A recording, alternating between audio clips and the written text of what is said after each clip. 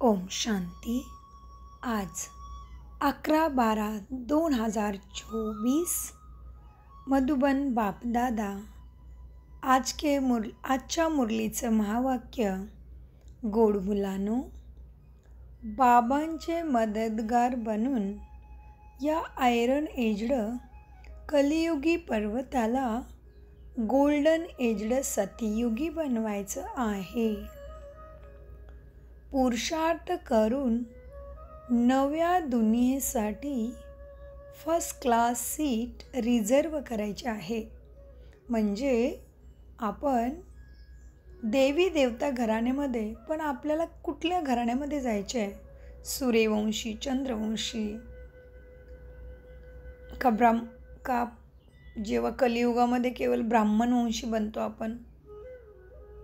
द्वापार युगामध्ये राजा राणी आहेत, पण देवी देवता नाही आहेत द्वापार युगामध्ये. म्हणजे जसं शिवाजी महाराज, महाराणा प्रताप, राजा विक्रमादित्य, अशा अनेक राजे.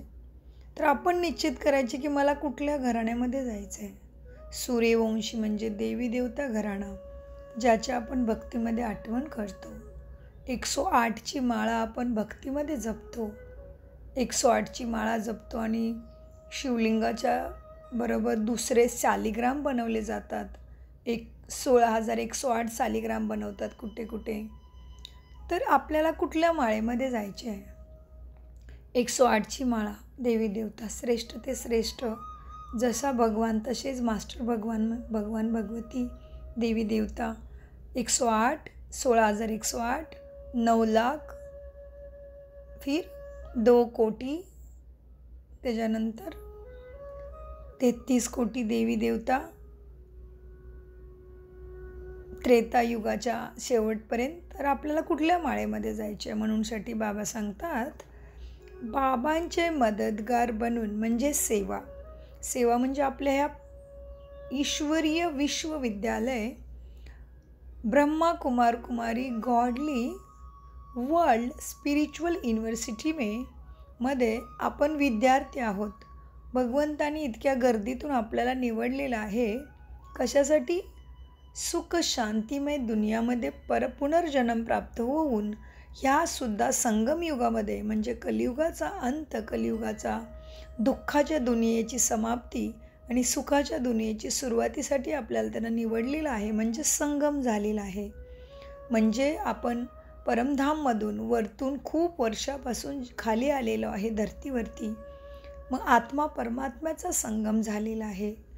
कलियुगाचा अंत आणि सतयुगाची सुरुवात म्हणजे दुःखाचा अंत आणि सतयुगाच्या सुरुवातीचा समय म्हणजे संगमयुग. तर ह्या युगामध्ये आपल्याला काय करायचे? Iron aged. कलियुग म्हणजे आयरन, तमप्रधान. बघा, लोखंड कितीही त्याला काही करू दे, पण त्याला जंग लागल्याशिवाय राहतं का हो? आणि जंग लागलं की इतकं स्ट्रॉंग लोखंड पूर्ण माती होऊन जातं की नाही? तर तशा प्रकारे बाबा सांगतायत आजच्या महावाक्यामध्ये, बाबांचे मदतगार बनून या आयरन एज्ड कलियुगी पर्वताला गोल्डन एज्ड सतयुगी बनवायचे आहे. म्हणूनसाठी पुरुषार्थ शब्दाचा अर्थ अनेक वेळा तुम्हाला सांगितलेला आहे. पुरुष म्हणजे आत्मा आणि ह्या रथामध्ये विराजमान आहे. या शरीरामध्ये आपण विराजमान आहोत, म्हणून आपण बोलत आहोत, कर्म करत आहोत. बघणं, बोलणं, ऐकणं, सगळं करणं, विचार करणं, हे सगळं शरीराचा हर एक नस चालली आहे, जिवंत आहे, जीव आहे त्याच्यामध्ये. कारण भगवंताचाच आपण मुलं, जिवंत आत्मा या शरीरामध्ये विराजमान आहे. भ्रुकुटी दोन्ही भवयांची कुटियामध्ये करतात ना तपस्या, तसंच आपण दोन्ही भवयांच्यामध्ये मस्तकामध्ये ब्रेनच्या जवळ, मेंदूच्या जवळ परमात्माने आपल्याला सेट केलेलं आहे. आत्मा बॅटरी या शरीरामध्ये नसेल तर काय होईल? हा पुरुष, हे रथ, पुरुष म्हणजे आत्मा, रथामध्ये विराजमान असल्यामुळे पुरुषार्थ, आत्म्याचा अर्थ समजून, आत्म्याचे गुण आणि शक्तींना समजून तसा व्यवहार करायचा आहे. तसा स्वभाव, संस्कार, संकल्प बनवायचे आहेत. म्हणूनसाठी जेव्हा आत्मा या शरीरातून निघून जाते, पुरुष जेव्हा या रथातून निघून जातो, तेव्हा म्हणतात आरती उचला. आरती म्हणजे ज्यामध्ये पुरुषार्थ करणारी आत्मा निघून गेली. म्हणजे मृत्यू पावली. प्रत्येक शब्दाचा गहिरा अर्थ आहे. तर त्याच्यासाठी आपल्याला विचारांचं मंथन करावं लागेल. विचारसागर मंथन, मनन चिंतन करावं लागेल. तर काय निघणार आहेत? सुंदर संस्कारांचे मोती. तर महावाक्य, बाबांचे मदतगार बनून या आयरन एजड कलियुगी पर्वताला गोल्डन एजड सतयुगी बनवायचं आहे. पुरुषार्थ करून नव्या दुनियेसाठी फर्स्ट क्लास सीट स्वतःसाठी रिझर्व करायचे आहे. की मला कुठे जन्माला यायचं आहे, माझं काय लक्ष आहे, तसं आपल्याला काय करायला लागेल? पुरुषार्थ म्हणजे अभ्यास, बाबांचं ऐकणं. मग सगळी कर्म करता करता अभ्यास करत असाल, तुम्ही स्टुडंट असाल तरी परमात्माला बरोबर ठेवून आपल्याला त्याला फक्त मनामध्ये आठवण करायची आहे. जसं तुम्ही स्कूलमध्ये गेला, जाताना बाबांना बोलायचे, बाबा माझ्याबरोबर चला, हर क्षण माझ्याबरोबर राहावा, मी तुम्हाला विसरेल पण तुम्ही मला विसरू नका. असं प्रत्येक वेळेला बाबांचं आव्हान करून आपल्याबरोबर मनामध्ये ठेवायचे. प्रत्येक कर्म उत्तम ते उत्तम होत जाईल आपल्याकडून आणि आपल्या ताकदीपेक्षा जास्त बरं व्हायला लागतं. मग करा, तुम्ही अनुभव करा. विद्यार्थी असा, तुमचं एखादं सुंदर लक्ष असेल जीवनामध्ये, तुम्हाला डॉक्टर बनायचं असेल, इंजिनियर बनायचं असेल, मोठे सरकारी अधिकारी बनायचं असेल, तरी तुम्हाला इतकी प्रेरणा मिळेल की तुम्ही अनुभव करूनच तुम्हाला आश्चर्याचा धक्का बसेल की हो, परमात्माची शक्ती दिसत नाही आहे पण किती कमाल करत आहे. मी पण आत्मा दिसत नाही पण शरीरामध्ये सगळा कारोबार चाललेला आहे की नाही. आत्मा गेले की झालं ओम शांती. हे परमेश्वरा, ते आत्म्याला शांती दे. आरती उचला, आरती लावा, आरती ओळा. म्हणजे आरती कशाची ओळत आहे? त्या मूर्तीमध्ये आत्मा नाही आहे, पण ती मूर्ती ज्याची बनली त्याने असं श्रेष्ठ कार्य केलेलं आहे. देवी देवताची मूर्ती, देवता देणारा, निस्वार्थ भावाने सगळ्यांसाठी सेवा करणारा, ज्ञानयोग धारणा सेवा करून परमात्माचे मदतगार बनून नंतर परमात्माकडून भाग्याच्या प्राप्तीचा अधिकारी बनणारी मनुष्य आत्मा म्हणजे देवता. तर पुरुषार्थ करून नवी दुनियासाठी फर्स्ट क्लास सीट रिझर्व करायची आहे. प्रश्न, बाबांचे कर्तव्य कोणते? कुठले बाबा? शिवबाबा म्हणजे परमात्मा. बाबांची कर्तव्ये कोणती आहेत? कोणती कर्तव्य पूर्ण करण्यासाठी संगमयुगामध्ये बाबांना यावं लागते? उत्तर, आजारी आणि दुःखी मुलांना सुखी बनवणं, मायेच्या सापळ्यातून सोडवून भरभरून सुख देणे हे बाबांचे कर्तव्य आहे, जे संगमयुगामध्येच बाबा पूर्ण करतात. बाबा म्हणतात, मी आलो आहे तुम्हा सर्वांचे रोग नष्ट करण्यासाठी, सर्वांच्यावर कृपा करण्यासाठी. आता पुरुषार्थ करून तुम्ही 21 जन्माकरिता म्हणजेच 2500 वर्षाचं म्हणजेच संपूर्ण सतयुग आणि त्रेतायुग सूर्यवंशी चंद्रवंशी घराण्यामध्ये जाण्याचं भाग्य प्राप्त करण्यासाठी श्रेष्ठ पुरुषार्थ करा. आणि काय करा? आता पुरुषार्थ करून 21 जन्माकरिता आपले श्रेष्ठ भाग्य बनवा. आज गीत चाललेलं आहे, भोलेनाथ से निराला, गौरीनाथ से निराला, शिव बाबा हमारा.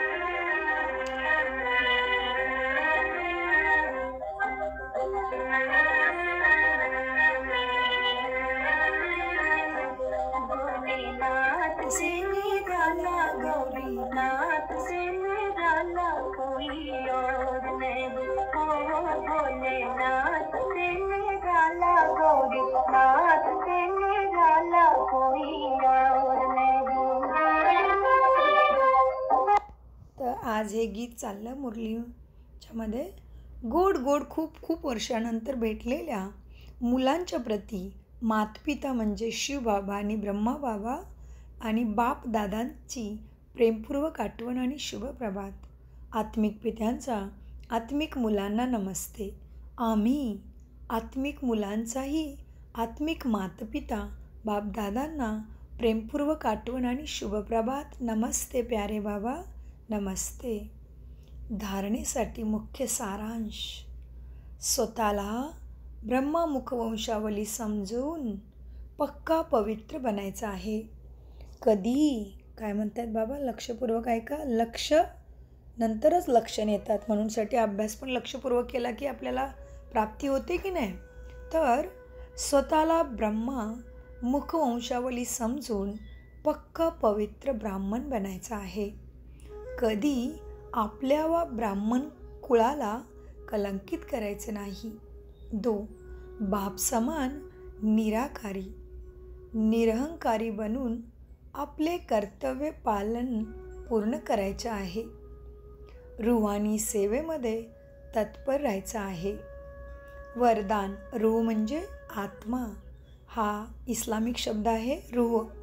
कहते ना, मैंने तो किसी का खून देखा तो मेरी तो रूह कांप उठी. रूह म्हणजे आत्मा, रूह म्हणजे प्रकाश, चेतना. तो वरदान स्नेहाच्या शक्तीने मायाच्या शक्तीला नष्ट करणारे संपूर्ण ज्ञानी भव. वरदानाचा विस्तार म्हणजे स्पष्टीकरण. स्नेहामध्ये बुडून जाणे.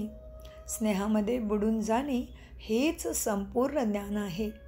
स्नेह ब्राह्मण जन्माचे वरदान आहे. संगमयुगावर स्नेहाचा सागर, स्नेहाच्या हिरे मोत्यांच्या माळा आणि थाळ्या तुमचे खजाने भरभरून देत आहेत. तर स्नेहामध्ये संपन्न बना. स्नेहाच्या शक्तीने परिस्थितीरूपी पहाड परिवर्तन होऊन पाण्यासारखा हलका बनेल. कितीही मोठी परिस्थिती असू द्या तुमच्यासमोर, परंतु स्नेह प्रेमस्वरूप बना. कारण आपण आत्मा प्रेमाच्या सागराची मुलं. प्रेमस्वरूप मास्टर प्रेम दाता आहे ना. मास्टर प्रेम स्वरूप, मास्टर शांती स्वरूप, शक्ती स्वरूप. तर प्रेम म्हणजे स्नेहाने. समोरची आलेली कुठल्याही परिस्थितीला स्नेहाने हँडल करा. तर काय होईल? स्नेहाच्या शक्तीने परिस्थितीरूपी पहाड परिवर्तन होऊन पाण्यासारखा हलका बनेल. मायेचे कसेही विकराळ रूप आणि किंवा रॉयल रूप समोर आले तरी सेकंदामध्ये स्नेहाच्या सागरामध्ये बुडून जा. तर स्नेहाच्या शक्तीद्वारे मायाची शक्ती नष्ट होईल. म्हणजे जीवनामध्ये परिस्थिती येते तर त्याच्यासाठी कुठला तरी मनुष्यच त्याला कारणीभूत असतो, किंवा शरीराच्या व्याधी किंवा काही असेल तर मनुष्य असेल तरी पण प्रेमपूर्वक राहून, आणि शरीराची व्याधी असेल, कुठलीही घटना असेल तरीही प्रेमपूर्वक राहूनच बाबांच्या आठवणीमध्ये स्थित होऊन परिस्थिती हँडल करायची आहे. तर कितीही मोठा परिस्थितीचा डोंगर असू दे, कष्ट दुःख असू दे, तरी पण ते हलकं होणारच. कारण शक्ती सागरची आठवण आपल्याला आहे, तर शक्ती प्राप्त होणारच. तर बाबांनी सांगितलं स्पष्टीकरणामध्ये, मायेचं कसंही विकराळ रूप किंवा रॉयल रूप समोर आले तरी सेकंदामध्ये स्नेहाच्या सागरामध्ये बुडून जा. तर स्नेहाच्या शक्तीद्वारे मायाची शक्ती नष्ट होईल. बोधवाक्य. सुविचारसुद्धा म्हणू शकता याला. काय आहे बोधवाक्य? तन मन धन, मन वाणी आणि कर्माने बाबांच्या कर्तव्यामध्ये सदैव सहयोगी असणारेच योगी तू श्रेष्ठ देवता देणारे, आणि नंतर सुख जन्मोजन्मचं प्राप्त करून आपल्या कुळाचं, आपल्या घराण्याचं, आपल्या गावाचं, आपल्या देशाचं आणि ह्या विश्वाचं कल्याण करणारे योगी आहेत.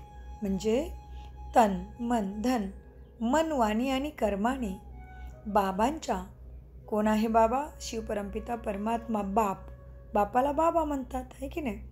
बाबांच्या. आता मला वाटते सगळ्यांनी आपल्या वडिलांना बाबाच म्हटलं पाहिजे, कारण बाबा शब्दामध्ये चांगली व्हायब्रेशन आहेत. बाबा म्हणजे मी तुमचा बाबू, गोड मूल, संस्कारी मूल. कारण पा करतो आजकाल आपण. अंग्रेजी शब्द पापच वाढत चाललेलं आहे माथ्यावरती. काम, क्रोध, ईर्ष्या, द्वेष, माया आपल्याला अजूनच पकडत आहे. कारण त्या शब्दाचं व्हायब्रेशन कशी होत आहेत बघा. आत्तापर्यंत माहिती नव्हतं, पण आता आमचं चिंतन चाललं. शब्दावरती थोडंसं विचारसागर मंथन करत असते मी. मला आवडतं लहानपणापासून. तर पा करतो. म्हणजे पापच होऊ दे का अजून. आपले शब्द किती गोड आहेत. आई म्हणजे आई शब्दाचा अर्थ किती निघतील, अजून खूप निघतील. पण विचार मंथन केलं तर खूप अर्थ सुंदर सुंदर काढू शकतो आपण. आई, आत्मा, माझी आई, ईश्वर. आई, आम्ही आत्मा आणि माझा तो ईश्वर. ईश्वर म्हणजे ज्या शक्तीचा नाश होत नाही, किंवा त्यांची बॅटरी परमात्मा जन्ममृत्यूच्या परे असल्यामुळे त्यांची बॅटरी सदा तशीच असते. सत्यम शिवम सुंदरम, सदा शक्तिशाली. का आम्ही तुम्हाला प्रत्येक मुरलीमध्ये आठवण करून देतो? कारण आपण एखाद्या गोष्टीचं रिवाईज परत केलं तर ते संस्कार आपल्या मनामध्ये फिक्स होतात. म्हणूनसाठी बाबा सांगतात, तन मन धन, म्हणूनसाठी पप्पा पप्पा पाप पाप पाप पाप पाप नको. आहे सवय असेल पण आपण घरामध्ये श्रेष्ठ शब्दांनी बोलवलं पाहिजे वडिलांना तर खूप चांगलं राहील. दादा देणारा, पापा पाप का पाप होणार का? हं पा पा पा पा पा पा काय पा. आणि नंतर बाबा शब्दामध्ये चांगली व्हायब्रेशन आहेत.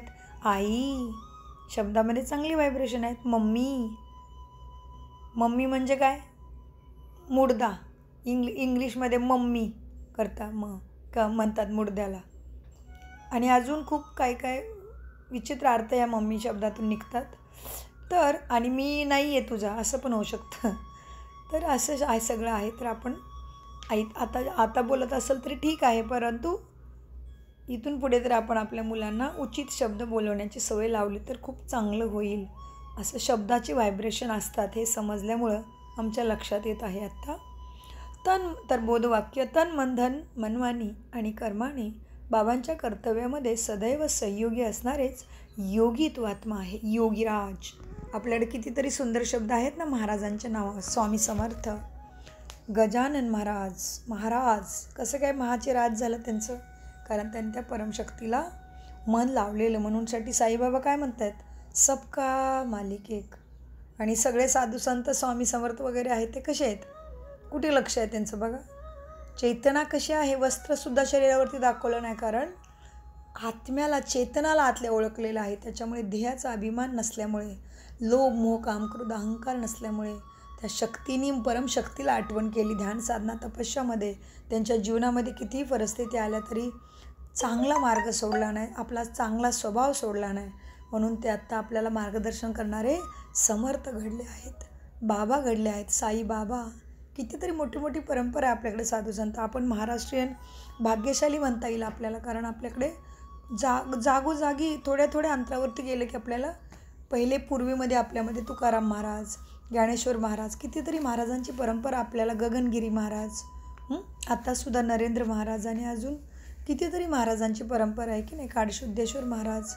कारण हे सगळ्या मनुष्य आत्म्याने किती तपस्या केली त्या परमात्माला प्राप्त करण्यासाठी, त्याला धर्तीवरती बोलवण्यासाठी. आणि त्याचंच फळ त्यांना स्वामी महाराज समर्थ असं शब्दाने संबोधित केलं जातं. ओम शांती, ओम शांती, ओम शांती. मीठे प्यारे बाप दादांचा अनगिनत पदम गुना शुक्रिया फरिश्तो.